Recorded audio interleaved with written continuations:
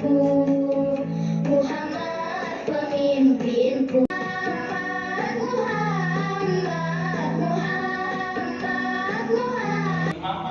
Ustaz Muhammad Al-Syarif dan yang bertindak sebagai bilang Ustaz Muhammad Al-Hafiz.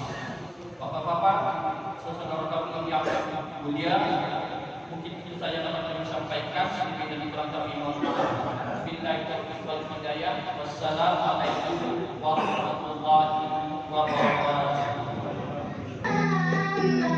Muhammad nabiku, Muhammad pemimpinku.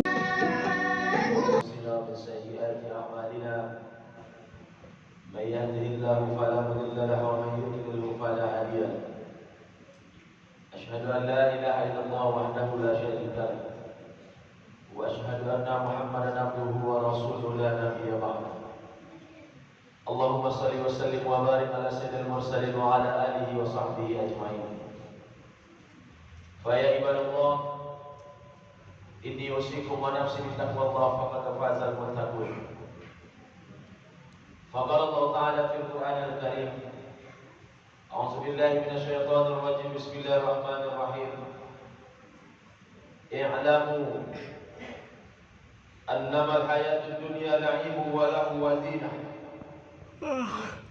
وتفاخر بينكم وتكاثر في الأموال والأولاد كمثل غيث أعجب الكفار نباته ثم يهيج فتره مقصورا يهيج فتره مصفرا ثم يكون حطاما وفي الآخرة عذاب شديد ومغفرة من الله ورضوان وما الحياة الدنيا إلا متاع الغرور.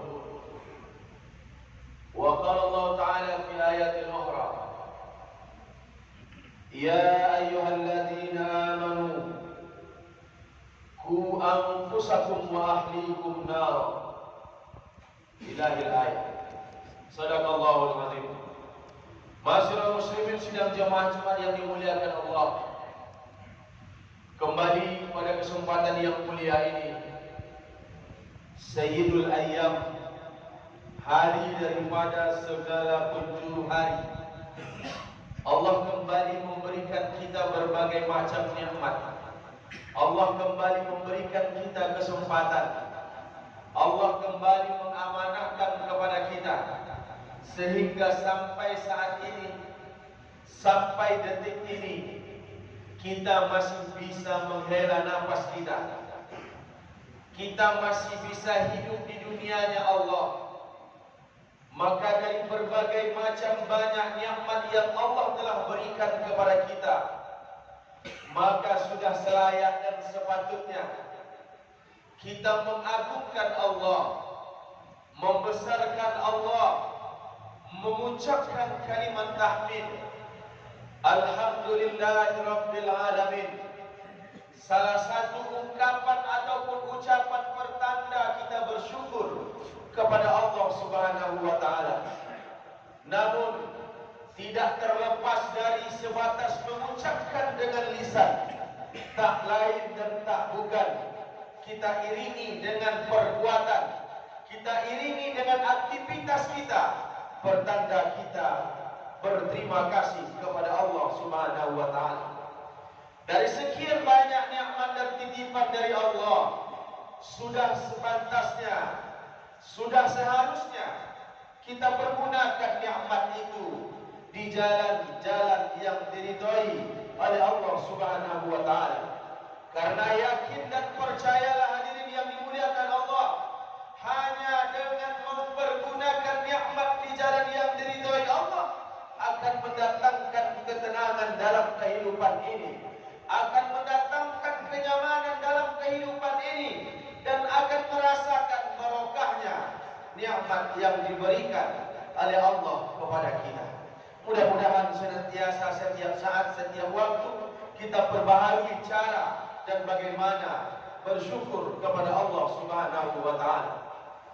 Berdoa kita kepada Allah senantiasa kerinduan dan kecintaan kita kepada baginda Nabi Muhammad Allah sampaikan dengan harapan kelak di yaumil mahsyar nanti kita mendapatkan syafaatnya, kita mendapatkan pertolongan dari baginda Rasul, dan Allah himpun kita ke dalam surganya bersama Nabi junjungan kita Nabi Muhammad sallallahu alaihi wasallam. Allahumma salli ala sayyidina Muhammad wa ala alihi wa sahbihi ajma'in. Masyarakat muslimin sidang jemaah Jumat yang dimuliakan Allah. Pertama sekali khatib mengajak kepada kita bersama senantiasa meningkatkan ketakwaan kita kepada Allah. Sederhana kita memahami takwa, kita jalankan segala apa yang telah diperintahkan oleh Allah, dan kita jauhi segala apa yang telah dilarang oleh Allah. Adalah ketakutan. Orang yang paling takut kepada Allah, maka inilah orang yang paling bertakwa di sisi Allah Subhanahu wa taala. Orang-orang yang mempersembahkan rasa takutnya hanya kepada Allah Subhanahu wa taala, bukan takut kepada makhluk, bukan takut kepada manusia, bukan takut kepada apa dan siapapun, melainkan takut hanya dipersembahkan kepada Allah Subhanahu wa taala. Ketahuilah hadirin yang dimuliakan Allah, inna akramakum indallahi yatqakum. Orang yang mulia itu sebenarnya bukan tergantung kepada hartanya. Kemuliaan seseorang itu bukan bergantung kepada tingginya pangkat dan jabatan. Kemuliaan seseorang itu bukan tergantung kepada keturunan mereka, melainkan kemuliaan hidup seseorang bergantung kepada setinggi apa rasa takutnya kepada Allah Subhanahu wa taala. Masyarakat muslimin sidang jemaah Jumat yang dimuliakan Allah. Di awal khutbah tadi khatib membacakan sebuah firman Allah di dalam surah Al-Hadid ayat 20. Di dalam surah Al-Hadid ini Allah memberikan sebuah ibrah. Allah memberikan sebuah penjelasan. Allah memberikan sebuah berita kepada kita yang mesti kita ketahui. Makanya di awal ayat Allah mengatakan ya'lamu, ketahuilah bahwa Allah memberikan khabar kepada kita apa yang mesti kita ketahui. Allah mengatakan di dalam surah Al-Hadid tersebut, ketahuilah sesungguhnya kehidupan dunia ini hanyalah permainan senda gurau, perhiasan, dan saling berbangga di antara kita, serta saling berlomba dalam kekayaan dan anak keturunan, seperti hujan tanam-tanaman mengagumkan para petani, kemudian tanaman itu kembali menjadi kering. Kamu lihat warnanya kuning, kemudian menjadi hancur, dan akhirat ada azab yang keras dan ampunan dari Allah. Dan kehidupan dunia ini tidak lain hanyalah kesenangan yang palsu. Allah memberikan penjabaran, Allah memberikan berita kepada kita bahwa kehidupan dunia ini semestinya sebenarnya hanyalah kehidupan yang senda gurau semata. Namun banyak di antara kita digelabui oleh dunia. Namun banyak di antara kita yang tertipu oleh dunia, yang terkadang manusia menjadikan dunia ini sebagai tujuan dalam kehidupannya sehari-hari. Banyak hal-hal yang menghiasi dunia. Di antaranya yang menghiasi dunia adalah kekuasaan. Yang menghiasi dunia adalah harta dan kekayaan. Yang menghiasi dunia adalah anak, keturunan dan keluarga kita. Yang menghiasi dunia hal-hal yang menyenangkan dalam kehidupan. Bahkan untuk menggapai kesenangan, kita rela mengikut kawan seiring dan sejalan dalam kehidupan ini. Makanya jauh-jauh hari Rasulullah SAW juga terus mengingatkan kepada kita bersama bahwa dunia ini hanya senda gurau, bahwa dunia ini hanyalah sebuah permainan.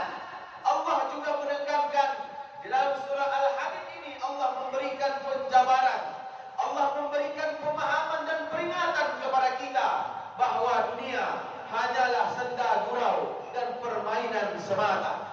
Maka untuk itu hadirin jemaah Jumat yang dimuliakan Allah, mungkin hari ini kita yang sudah terlanjur, mungkin hari ini kita yang sudah berada pada posisi yang senantiasa mencintai dunia secara berlebihan.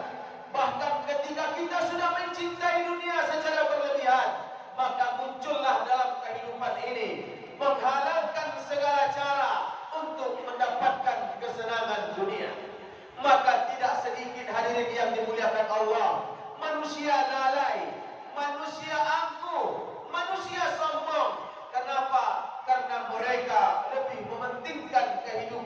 dunia, karena mereka lebih mementingkan kesenangan dunia. Apa yang mereka inginkan mesti dan harus mereka dapatkan.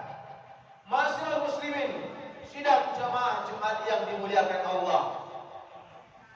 Dari ibrah, dari khabar yang Allah berikan kepada kita, dari peringatan yang Allah telah cantumkan di dalam Al-Quran, maka di dalam surah yang lain Allah mengatakan, di dalam surah persiapkan apa yang mesti kita lakukan. Allah memperingatkan kepada kita orang yang beriman, ya ayyuhalladzina amanu qu anfusakum wa ahlikum nar. Allah mengingatkan kepada kita agar kita senantiasa menjaga diri kita, agar kita menjaga keluarga kita, agar kita menjaga kehidupan kita, agar kita juga mensoleh dan membaikkan keluarga kita. Agama mensyariatkan bukan hanya memperbaiki diri kita, bukan hanya mensolehkan diri kita sendiri, melainkan juga kita mesti harus waspada, melainkan juga kita mesti harus memikirkan diri dan keluarga kita. Maka hal yang perlu kita garis bawahi bersama adalah ketika berbicara keluarga, tentu kita akan teringat dengan keturunan kita.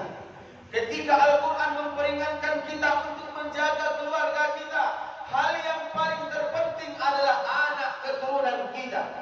Kita sama-sama mengetahui hadirin yang dimuliakan Allah, hari ini pergaulan dan perkembangan zaman tidak sama dengan era kita pada waktu masa yang lalu. Hari ini godaan begitu besar dan begitu banyak. Ujian dan cobaan rintangannya begitu besar dan banyak dalam kehidupan ini. Kalau kita hari ini yang sudah berkepala 5, usia kepala 6, 40 tahun ke atas, mungkin kita merasakan bagaimana rasanya pendidikan zaman dahulu kala, bagaimana perkembangan pada masanya 40 tahun yang lalu, 50 tahun yang lalu, berbeda dengan hari ini. Kalau keadaan kondisi zaman berbeda dahulu dengan hari ini, tentu tantangannya, cobaannya, rintangannya juga akan berbeda yang kita hadapi. Maka untuk itu hadirin jamaah Jumat yang dimuliakan Allah, sudah selayaknya kita memikirkan, sudah selayaknya kita merenungkan ketika Allah mengingatkan kita dengan bahwa kehidupan dunia ini bersifat sementara, berarti diri kita sementara, keluarga kita sementara. Maka Allah sampaikan di dalam surah Al-Tahrim, senantiasa pelihara diri kita wahai orang-orang yang beriman, pelihara keluarga kita. Bagaimana menciptakan generasi dan keturunan kita, generasi-generasi yang rabbani, keturunan-keturunan yang taat dan patuh kepada orang tuanya serta takut kepada Allah Subhanahu wa taala. Inilah yang mesti kita lakukan, inilah yang mesti kita orbitkan, inilah yang mesti kita ciptakan pada kehidupan hari ini. Karena kalau seandainya saja kita lalai, kalau hari ini kita lengah dari peradaban yang terjadi hari ini, tentu akan merusak keturunan, akan merusak keluarga kita, merusak anak-anak generasi muda kita. Hadirin yang dimuliakan Allah, pelaksanaan ibadah kurban baru saja kita laksanakan. Banyak hikmah, banyak pelajaran yang mesti kita ambil dan kita petik dari pelaksanaan ibadah kurban, dari hikayat dan sejarah-sejarah kurban, terutama membentuk keluarga kita, membentuk keturunan kita, bagaimana mendapatkan anak, bagaimana menemukan sosok keluarga yang penuh dengan keimanan. Ibrahim alaihissalam, Ismail dan Siti Hajar, mereka rela melaksanakan itu semua, patuh dengan perintah Allah. Bukan mereka patuh kepada perintah Ibrahim, melainkan mereka bersandarkan kepada keimanan kepada Allah Subhanahu wa taala. Seorang anak Ismail alaihissalam begitu patuhnya, begitu taatnya mendengarkan apa yang disampaikan oleh Ibrahim alaihissalam. Semuanya dilandaskan dengan keimanan kepada Allah Subhanahu wa taala. Maka tak ada tawaran apapun, maka tak ada pilihan apapun hari ini bagi keturunan dan keluarga generasi muda kita mesti menancapkan keimanan di hati dan di dada. Bagaimana untuk mendidik generasi ini supaya muncul keimanan, supaya lahir dan ada keimanan dalam diri dan kehidupannya? Maka sedini mungkin mari kita berikan pemahaman agama terhadap anak keturunan kita. Karena yakin dan percayalah hadirin jemaah Jumat yang dimuliakan Allah, hanya dengan keimanan yang kita berikan, hanya dengan agama yang kita ajarkan, anak keturunan kita akan tahu mana yang terbaik untuk mendekatkan diri kepada Allah di dalam kehidupan ini. Maka dengan agamalah anak-anak keturunan kita ini bisa dilatih, bisa dididik, bagaimana mereka menjadi hamba yang kembali, bagaimana mereka menjadi anak yang soleh dalam kehidupan mereka. Masyarakat muslimin, sidang jemaah-jemaah yang dimuliakan Allah, mudah-mudahan tidak ada kata terlambat dalam kehidupan ini. Bagaimana kita bisa menjaga diri kita, bagaimana kita bisa menjaga keluarga kita, karena sesungguhnya kita adalah pemimpin yang akan diminta pertanggungjawaban oleh Allah Subhanahu wa taala nantinya. Kullukum ra'in wa kullukum mas'ulun an ra'iyatihi. Setiap kita ini akan mempertanggungjawabkan atas apa yang kita emban semasa hidup di dunia. Tidak usah kita berbicara kepemimpinan yang lebih besar, melainkan kita terhadap diri kita akan mempertanggungjawabkan apa yang sedang kita emban. Kita sebagai kepala keluarga, kita sebagai orang tua, kita akan mempertanggungjawabkan sejauh apa memberikan pendidikan agama terhadap anak keturunan kita, sejauh mana kita menjaga keluarga kita sehingga menjadi keluarga yang benar-benar menjadi keluarga yang rohani, yang takut dengan Tuhannya, yang tahu cara beribadah kepada Rabb-Nya.